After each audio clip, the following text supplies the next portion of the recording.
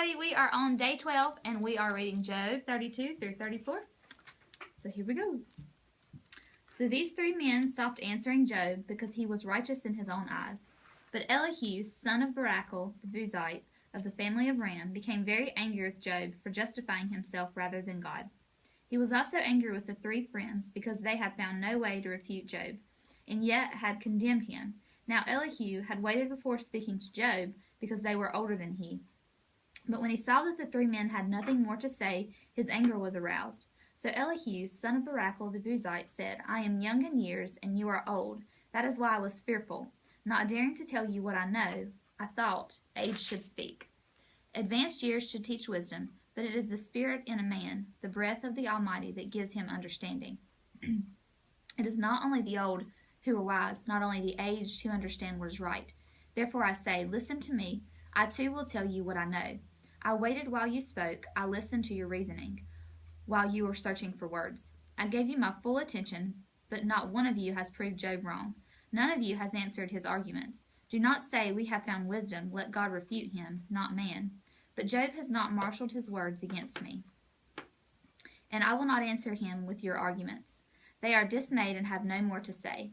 Words have failed them. Must I wait, now that they are silent, now that they stand there with no reply? I too will have my say. I too will tell what I know, for I am full of words, and the spirit within me compels me. Inside I am like bottled up wine, like new wineskins ready to burst. I must speak and find relief. I must open my lips and reply. I will show partiality to no one, nor will I flatter any man. For if I were skilled in flattery, my Maker would soon take me away. But now, Job, listen to my words. Pay attention to everything I say. I am about to open my mouth. My words are on the tip of my tongue. My words come from an upright heart. My lips sincerely speak what I know.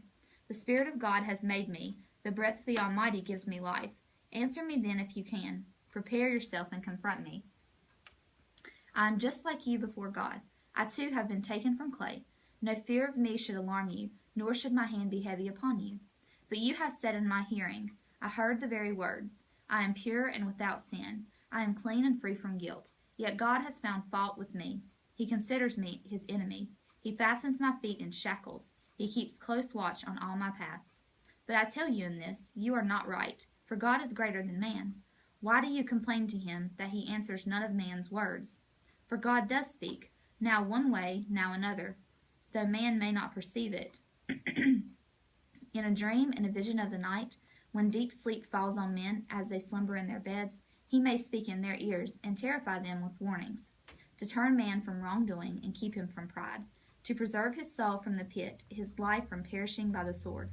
Or a man may be chastened on a bed of pain with constant distress in his bones, so that his very being finds food repulsive, and his soul loathes the choicest meal.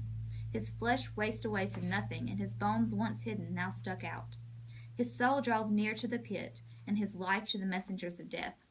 Yet if there is an angel on his side as a mediator, 1 out of 1,000 to tell a man what is right for him, to be gracious to him and say, spare him from going down to the pit. I have found a ransom for him. Then his flesh is renewed like a child's. It is restored as in the days of his youth. He prays to God and finds favor with him. He sees God's face and shouts for joy. He is restored by God to his righteous state. Then he comes to men and says, I sinned and perverted what was right, but I did not get what I deserved.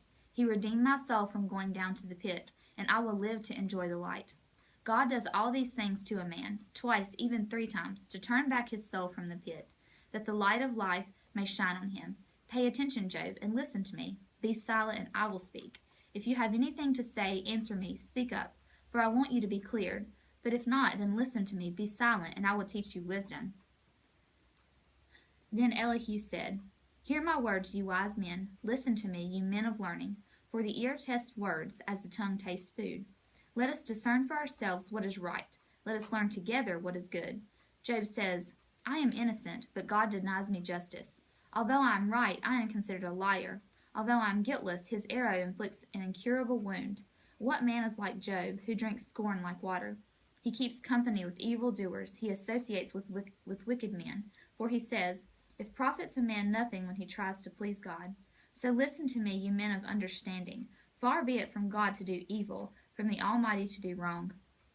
He repays a man for what he has done. He brings upon him what his conduct deserves. It is unthinkable that God would do wrong, the Almighty would pervert justice. Who appointed him over the earth? Who put him in charge of the whole world? If it were his intention, and he withdrew his spirit and breath, all mankind would perish together, and man would return to dust. If you have understanding, hear this. Listen to what I say. Can he who hates justice govern? Will you condemn the just and mighty one?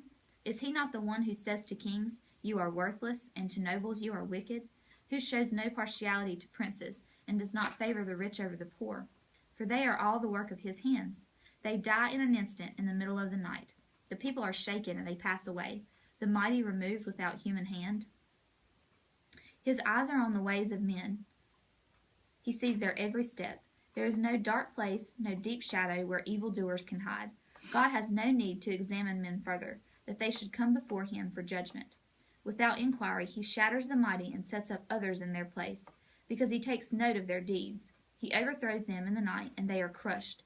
He punishes them for their wickedness where everyone can see them, because they turned from following him and had no regard for any of his ways.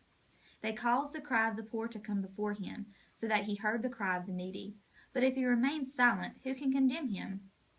If he hides his face, who can see him? Yet he is over man and nation alike, to keep a godless man from ruling, from laying snares for the people.